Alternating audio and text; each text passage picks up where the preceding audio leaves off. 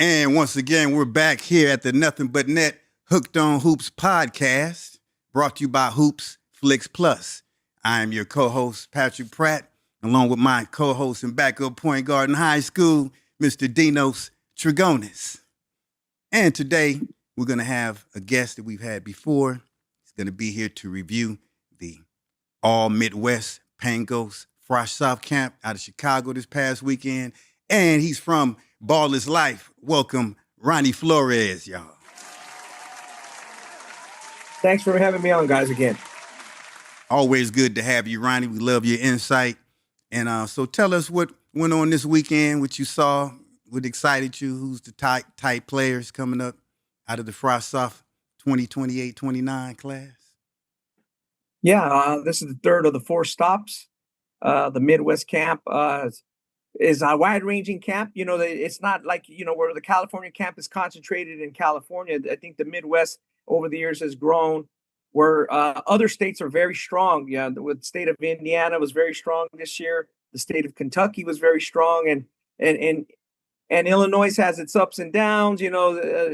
Suburban city, sometimes good, suburban, sometimes good. The Chicago Public League sometimes is good, and I think right now we're in a cycle where the suburbs have the better talent, and I think that showed at the camp with the younger guys too. There was a lot of good, even 230s, which is basically eighth graders, and even maybe a seventh grader. But so a big range of players, 12 states, plus Canada had some good players. So Dinos has done a good job of expanding his horizons in the Midwest. Yeah, we did have about 12 states represented, Pat, including Toronto, a big group of roughly 10 players from Toronto, some really good young players affiliated with a youth group that's being sponsored by NBA MVP Shea Gilgeous-Alexander. They were very promising.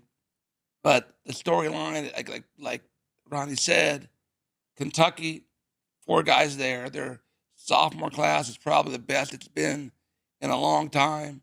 Indiana has, again, several good players. And there were some intriguing Chicago and Illinois players, too, worth looking at, tracking, and talking about. I bet Chicago always has talent. A lot of players came out of there. We can start, Pat, with the co-MVPs of the camp. We have a 6'10 sophomore out of Louisville, Kentucky, male high school, which is the alma mater, I believe, of Dr. Darryl Duncanstein. Darryl Griffith. He's skilled, smooth, productive, active, forward. You can just visualize if Larry Bird and Kevin McHale had a baby, it would be Trey Hillerich. Okay. Then you had another co-MVP, Landon Lampley. He's got a little bit, he looks like Sleepy Floyd in the face. There's nothing sleepy about his game. He was active, he was attacking, he was skilled, he could face up, get to the cup, kind of a Chris Middleton type forward. His mother is the head coach at the high school there. Oh, wow. One of the top high schools in Indianapolis. He has a lot of bloodlines, too, as well. He was very impressive. I think he might have been in the second game last year, maybe first game. And then we had a couple of, guys like Jordan Mitchell, who was co-MVP of the top 30 game, another Kentucky guy from, I believe, male as well. Another strong male player. I think it's the alma mater of Senator Mitch McConnell, too. So Mel's got a big tradition of alumni there in Louisville. And then you had one of the quickest guards I've seen in a long time. Chicago has a great tradition of quick guards, and Kewan Gully fits that model, fits that mold. And he was shifty, quick, extremely difficult to stay in front of. Playing defense on him is like dancing with Fred Astaire. You got to get real gully. Okay. Yeah. Now this Lampley guy, is he related to Sean or Lamone? Lamone went to DePaul. He might be related to Lamone Lampley. Well, he's being coached now by Sean Teague at Pike High School. And Sean, Jeff Teague. Jeff Teague. Sean's, I apologize. Sean is Jeff's dad, who also coached at Pike as well, and also the brother is Marquise Teague, went to Kentucky. So the Teagues have a big family name there in the Indianapolis area. And Jeff's now getting into coaching, and he's got a really good one to anchor his team there at Pike. And I've been to Pike High School, big high school in Indianapolis. And there was several other good players as well that I'm sure Ronnie will illuminate. But going back to the top four, and it was really a top six, because we had another guard from Kentucky, who was a 6'2" guard, kind of like a LSU guard you mentioned earlier, Mahmoud Abdul Rauf, Chris Jackson. Yeah, the kid, very athletic. Joshua Lindsay from another up-and-coming high school, St. Xavier. And they had another kid, Jordan Jackson, who was co-MVP of the top 30 game last year as a freshman. You better be good with a name like Jordan Jackson. So those six guys, the other two we just mentioned, were good enough to be MVP qualities. I think there was a top six guys and then another tier right behind them. But the super six of this camp make it seven, with big man Amari Williams. Okay. 6'9", Allen Shepherd High School, Richmond, Illinois. He was very talented. He's got a lot of potential.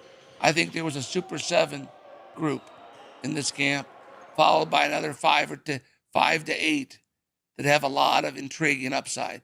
And we'll get to those in a second, Pat. Well, last time when we had Charles on, they talked about the one in Dallas, how it was more like big man oriented. What would you say if you had to label this camp?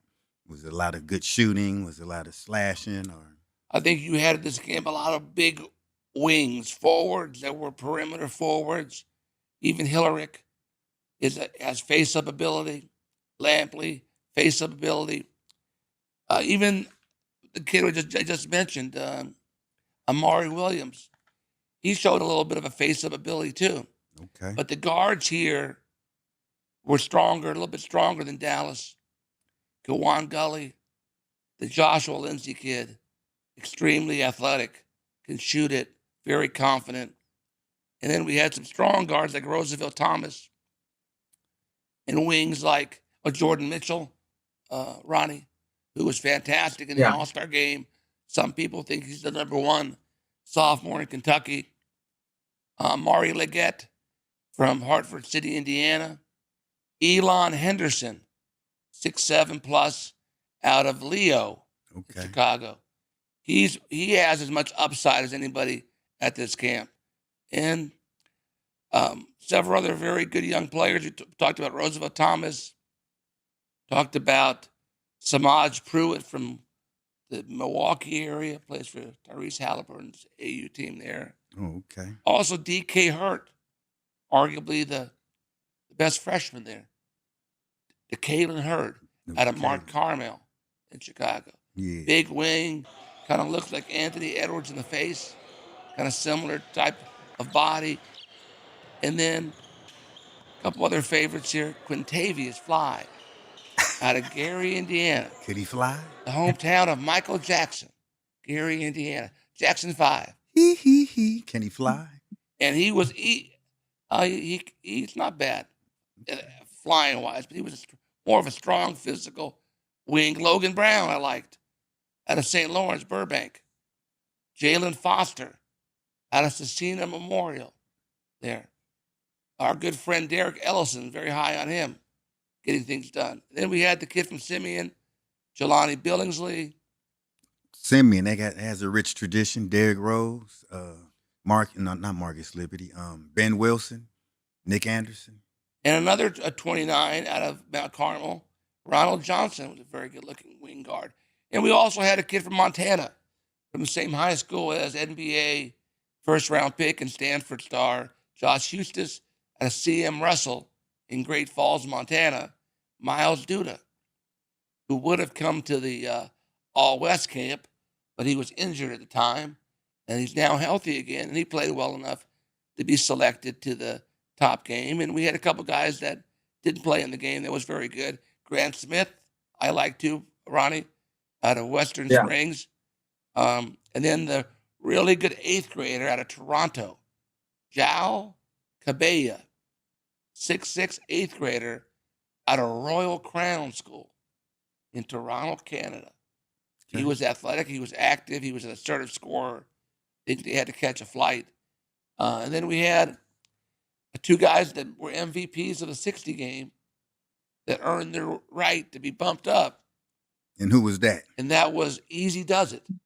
I guess you Aaron should have known by McDuffie. now. Easy does it. It was Easy Does It. Aaron McDuffie out of Ben Davis, Okay. Indianapolis. He was MVP, co-MVP, and he played well, and he forced the overtime, Ronnie, with the bucket in overtime. So, yeah, he did end up even being one of the best players in the top game, Pat. So he was one of the guys to move up along with C.J. Pittman from Walter Payton College Prep in Chicago. Obviously, the school's named after the great Chicago Bear running back, the late great Chicago Bear running back. Favorite running back ever. So, Dinos made a good decision to keep two spots open as he has this on this cycle, the 225 cycle for the camp. And I think that Chicago, or I should say the Midwest camp, is been known to be a gritty camp. The guys kind of get after it defensively and a little more than maybe some of the others, a little more pride in their defense. And it showed in the All-Star game. It went into sudden death overtime. The black jersey wearing club was probably the favorite going into the game. Stronger kids. They had the bigger, stronger team, but the white team kept coming at them and overcame about an 8 to 10 point deficit late, as he mentioned, with the guy who moved up, number 180. It was off a missed free throw. They were down 4 late. They hit one free throw on the second one. McDuffie grabbed the offensive rebound on the missed free throw and had the and one to put it in with like 1.5 seconds left in the game. So that sent it into overtime. And then they won in overtime. Do you recall that, Dino? Yeah. It was a hell of a rebound, forced the overtime, and then we had in sudden death, and appropriately, the camp overall co-MVP, Trey Hillerick, scored the winning basket in the sudden death overtime. How apropos. Now going back to the reason I'm sorry to cut you off, Pat, but the white team was able to get to the line without much time wasting because they fouled off a missed free throw on the other end. Black fouled the rebound. So the automatic 1-and-1. It was a good game. The black was in control for most of the game. And then the white kind of came on at the end. And like Ronnie said, for some reason the Midwest plays in the All-Star game with a little bit more of self-pride. You could tell by the way they warmed up. They were more gung-ho. They were eager to get at it. I like that. Like a Tyson fight. That's how you got to be. It's a showcase. Why wouldn't you? They're eager to get at it. Why wouldn't you? So Mitchell, our guy Mitchell had 21 points. Jordan Mitchell was the kid out of Mail, was the leading scorer. And Kewan Gully, who Dinos mentioned as probably the most explosive and top guard, he had 17 points. And it's funny because Gully was actually soft-spoken and shy a little bit. He's not used to being interviewed by the media much yet, but he'll get there. But on the court, he has no shyness or bashfulness about him. Got that Windy City swag. It might be like Mike Tyson. He had the voice, but then he didn't think he was as tough because when he talked, and then he go out there and beat everybody up. Yeah, he was just very quiet. And then, he kind of plays a little bit like a mixture of a Will Bynum type, like Take No Prisoners, and Johnny Flynn. He kind of reminded me of Johnny Flynn, the former Syracuse guard, that type of player. A little bit on the smaller side, but tough and can get in the key. And obviously guys couldn't stay in front of him very much. And Ryan, let's touch upon the two other guys that were up for, in my mind, MVP of the camp. Joshua Lindsay, explosive guard, about 6'2" out of Kentucky. And last year's star, Jordan Jackson. It wasn't that Jordan Jackson played worse than he did last year. Just we had other guys that stepped up that were impressive. But this guy's kind of a Swiss Army knife, 6'7", plays extremely hard, always in attack mode, always defending, always intense. He plays winning basketball. Jordan Jackson. Loved him too. Yeah, and it's St. Xavier. had two guys basically in the top 7 or 6 and 7, and then Male had two guys, the top guy and maybe the third or fourth best guy. So, and they have a big rivalry in Louisville. They're two biggest rival schools. So they're probably the number 2 teams in the state. And then you have Pike, who's probably one of the better teams, along with Fisher in Indiana. So those young guys are going to make an impact. You're going to hear about them moving Those forward. guys are so good. I might be tempted to head down to Louisville, visit our good friend Chris Vance, take in a St. Xavier in Male game. Ooh. Yeah, St. Xavier, for the first time ever. Yeah, those guys went up Kentucky, went up to Chicago, Illinois, and represented, honey.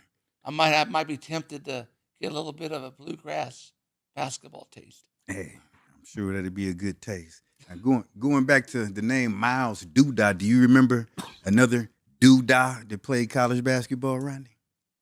No, not right now. I'm trying to think. Providence. Yeah, it's kind of ringing a bell. Yeah, but yeah, Doodah was he from? Good player. I think he was a foreigner. I had him on the highlights. He got a tip dunk, and Chris Berman said, Yazik Doodah, and Camptown Lady sings a song. I think Doodah is Ukrainian or something like that.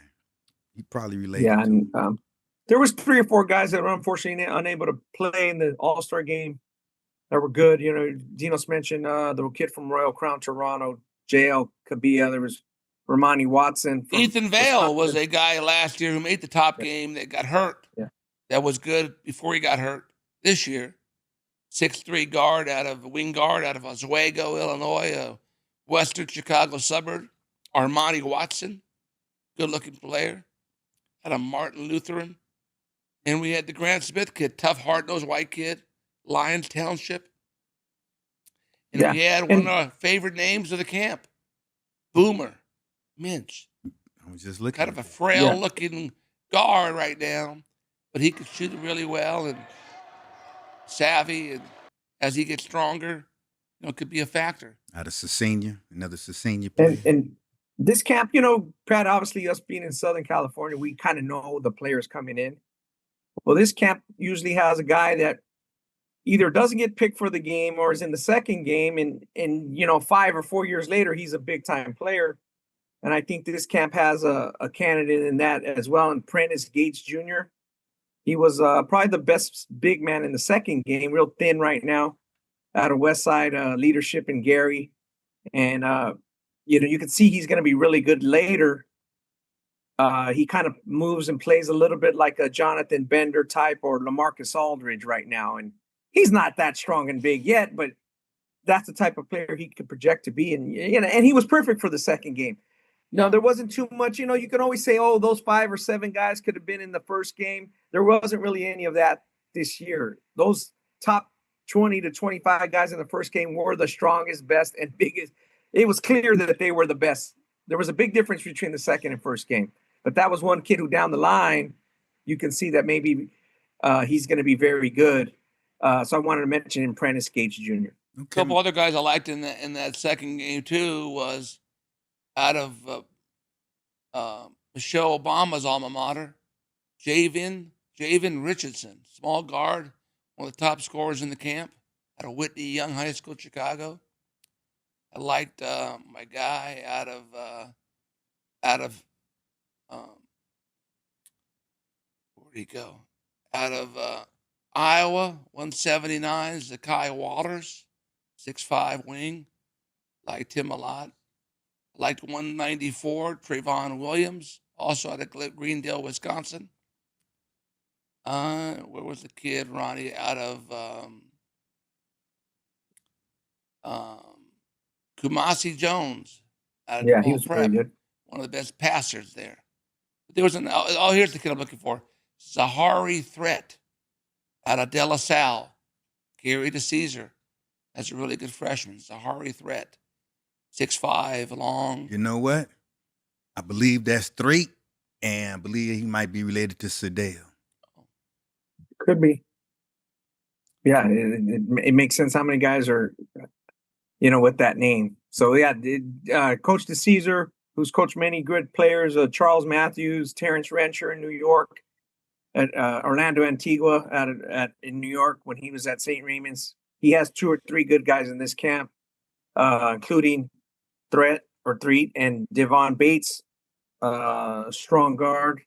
He was in the second game 229, and he had one player in the top game who was probably one of the 10 or so best players in the camp in Roosevelt Thomas, probably the most physical guard, big shoulders, and he did a really good job. Roosevelt was definitely probably, I would say, one of the 10 a dozen best players in the camp. Also, Manu Jackson out of Anderson, Indiana, liked him. He had one of the top scoring games in the camp. Jazeer Rogers out of Ben Davis. He was there last year. Repeat second game pick.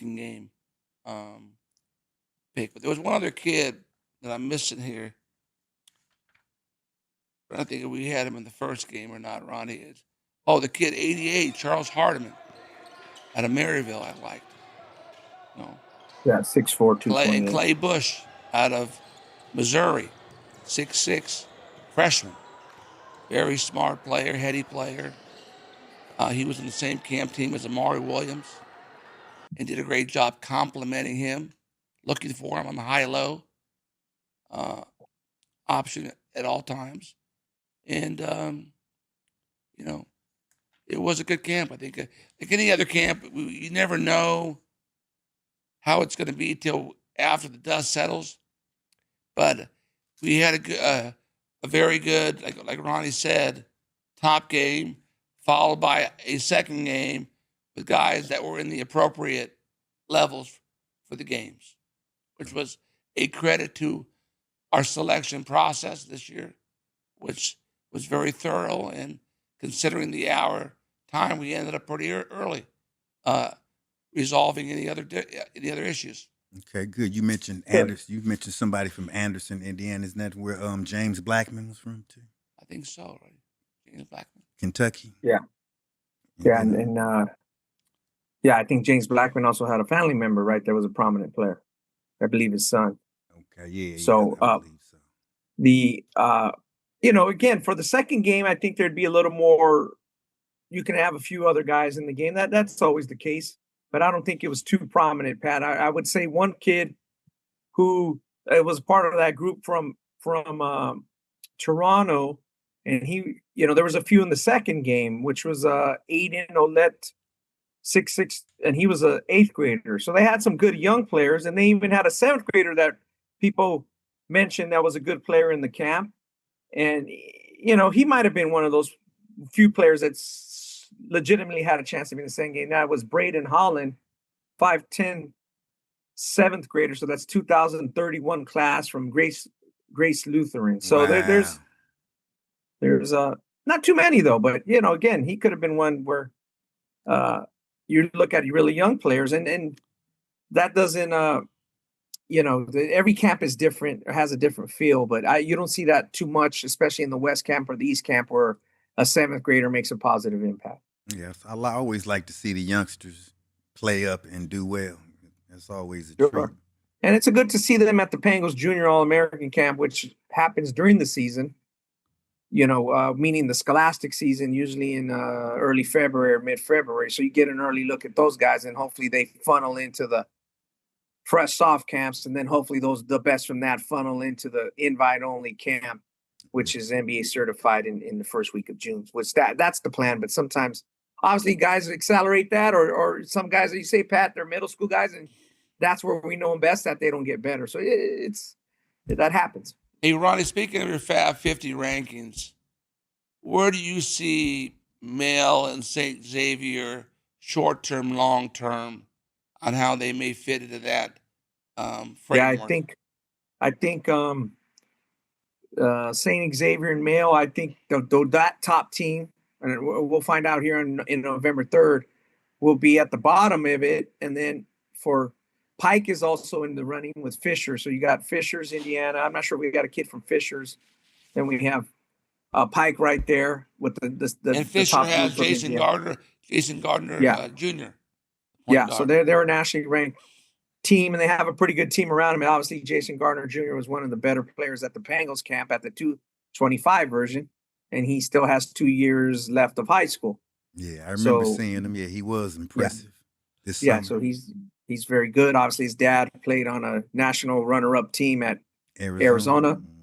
And so those two teams will be very good. But the thing is, like as you mentioned, Dinos, the core of them are pretty young, so they may have 2 years where they're going to make a real big splash this year, and then next year would be a year like, wow, maybe they'd be even higher, and the rest of the country will know about them in terms of a national team perspective. Obviously, right now, many of the scholastic teams and teams such as Prolific Prep and maybe even like a Sherman Oaks Notre Dame are teams with seniors dominate at the top. But then you get some of these teams that have some younger guys, and they might make some noise this year while being really good in 227.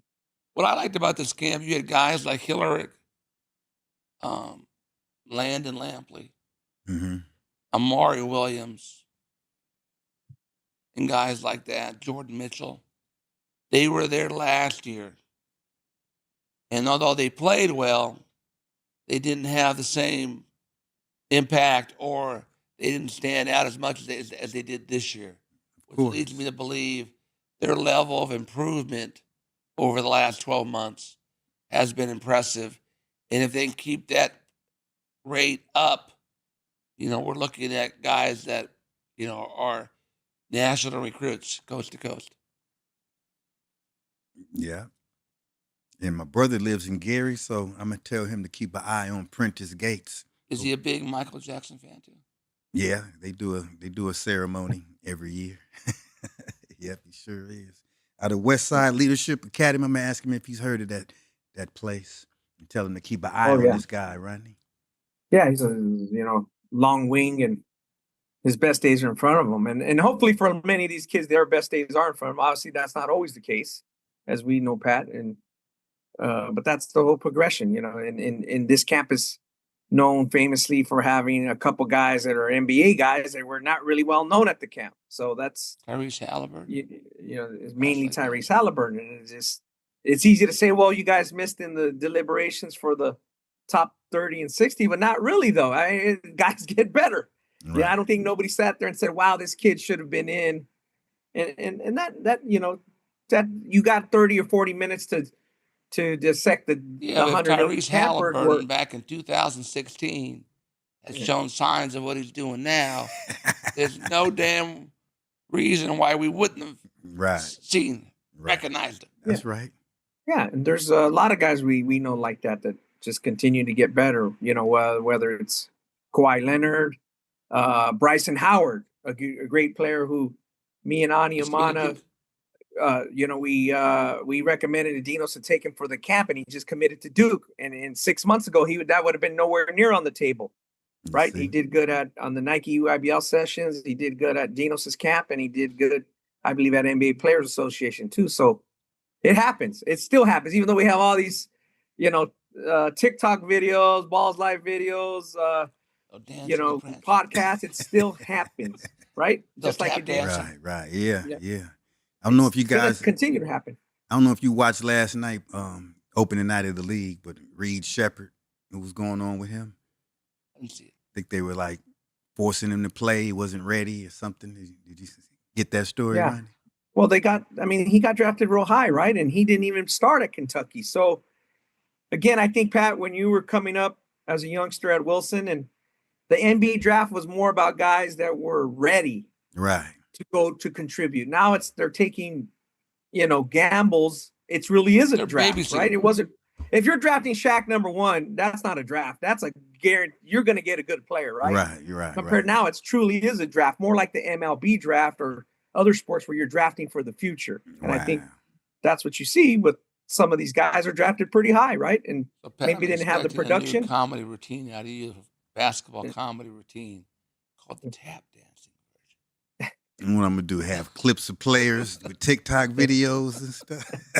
Yeah, Pat. Do you have a TikTok, Pat, or do you skip that? No, I got a TikTok. I don't be doing no dancing or nothing on there. But come on, you gotta get in there and get some dancing going. Not me. What's the name of that wide receiver for the Houston Oilers?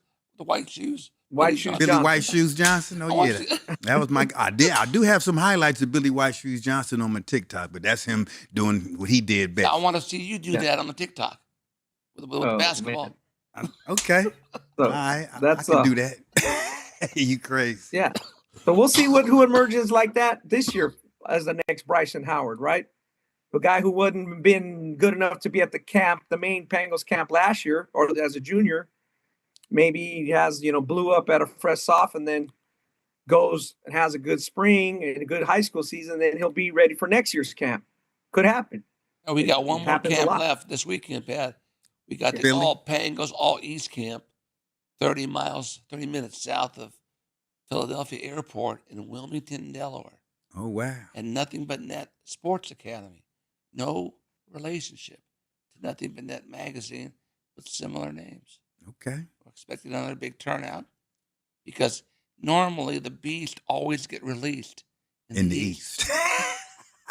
Yeah, the East camp is usually the camp with the most size. Beast of the East for a while. Okay. Yes, sir. And all I Yeah, can the do Midwest camp has is a lot sit of back little and let it guards. happen. Have a lot of what, Ronnie? The Midwest camp has a lot of little guards. There's a lot of smaller guards. And Some this are one- good, some are not. They And- just for whatever reason that camp No, traditionally but the last East few years camp, have- we've had the Kamingas, we've had the Trevon Duvals, the Cole Anthonys, yeah, bigger players, Kyle Andersons. Yeah. Oh yeah. We've had the older reclassified. It's the East Coast, they perfected the reclass. And everybody else followed suit. Wow. Okay, that's good to know. All right, you guys, we're going to wrap up this segment of the Nothing But Net Hooked on Hoops podcast brought to you by Hoops Flicks Plus. It's been our pleasure to have Ronnie Flores once again as our guest. Ball is Going life. Thanks for over having the camp from Ball is Life. And my Thanks co-host. for having me, Phil. Yeah, thank you, Life, Ronnie. And my co-host, Dinos Trigonis, and myself, Patrick Pratt, once again. We'll be back to you shortly with another segment. Until then, enjoy basketball.